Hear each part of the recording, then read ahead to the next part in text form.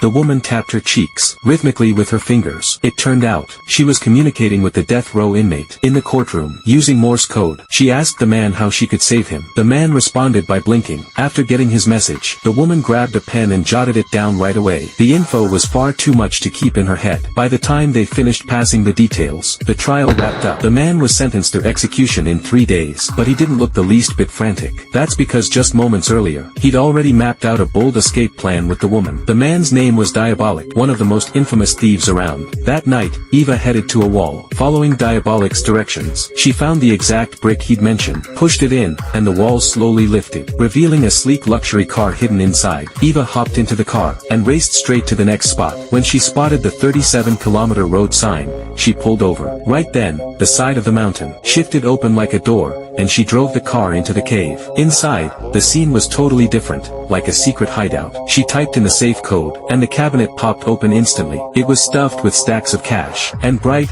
vivid medicine bottles. Eva picked up the yellow and green potions Diabolik had specifically told her to grab. Next, she'd use these to break Diabolik out of prison. But first, she needed to track down a key person, the Minister of Justice. This guy abused his power to embezzle funds, and was also a total womanizer. He'd had his eye on Eva ever since he saw how stunning she was, and he'd been dying to make her his own. When he saw the beautiful Eva show up at his door, he rushed to shut it behind her, already eager to make a move on her. Eva told him to prove his devotion. The minister immediately swore up and down that he'd walk through fire and water for her. Eva smiled softly, then picked up the newspaper on his desk. There was a story about Diabolik, saying he was said to be executed by guillotine soon. She said she was fascinated by the legend around him, and wanted to meet him before he died. The minister shot her down right away. Diabolik was a death row prisoner, after all. No way he'd let that happen. Eva leaned in close to the minister, cooing gently. He caved instantly, but only on one condition: he'd go with her. Eva grinned playfully. That was exactly what she'd been hoping for.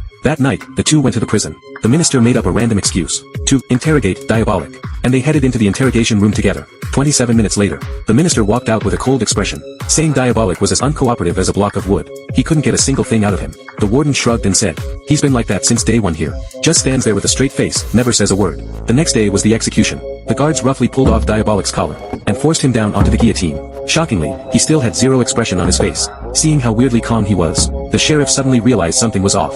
He remembered the pile of realistic human skin masks they'd found at Diabolik's place during the search. A sinking feeling hit him. He sprinted forward to stop the execution, fast.